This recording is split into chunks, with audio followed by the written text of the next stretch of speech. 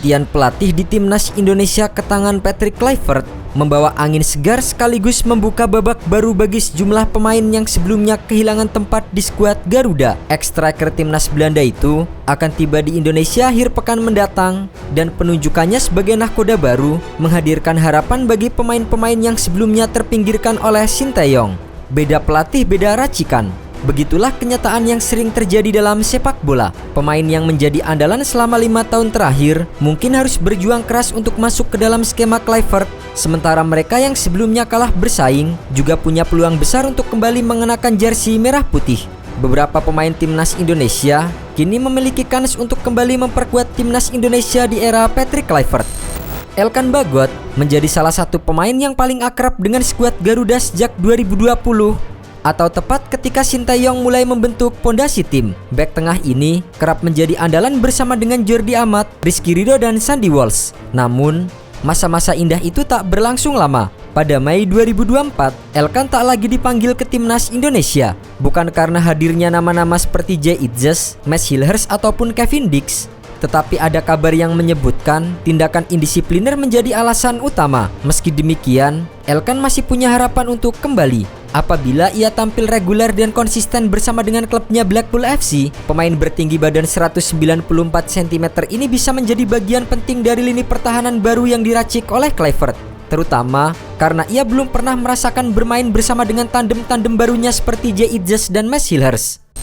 Sadil Ramdhani adalah pemain lain yang memiliki perjalanan serupa. Ia juga sempat menjadi andalan Sinteyong, terutama di fase kedua kualifikasi Piala Dunia 2026 dan kualifikasi Piala Asia 2023. Namun, di tengah jalan, isu indisipliner menghantam karirnya. Sadil secara mendadak dicoret dari skuad untuk Piala Asia 2023 hanya beberapa hari sebelum turnamen berlangsung. Sekarang, dengan Kluivert di kursi pelatih, Sadil punya peluang untuk kembali. Jika pemain berusia 26 tahun ini mampu tampil impresif bersama dengan Sabah FC, ia bisa membuktikan bahwa dirinya masih layak menjadi bagian dari timnas Indonesia. Era baru ini mungkin menjadi kesempatan bagi Sadil untuk membangun kembali hubungannya dengan tim nasional.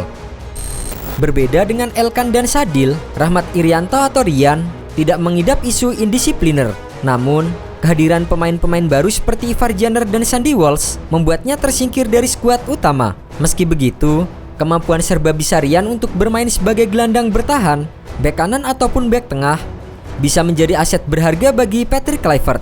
Di usia 25 tahun, Rian masih memiliki banyak waktu untuk menunjukkan kualitasnya, terutama jika ia berhasil tampil konsisten bersama dengan Persib Bandung. Dengan pengalaman internasional yang cukup, Rian berpotensi menarik perhatian Kluivert untuk kembali ke panggung tim nasional. Ezra Walian sempat menjadi bagian dari skuad Sinteyong pada awal masa kepelatihannya. Penyerang jebolan Akademi AZ Alkmaar dan Ajax ini tampil di Piala AFF 2020.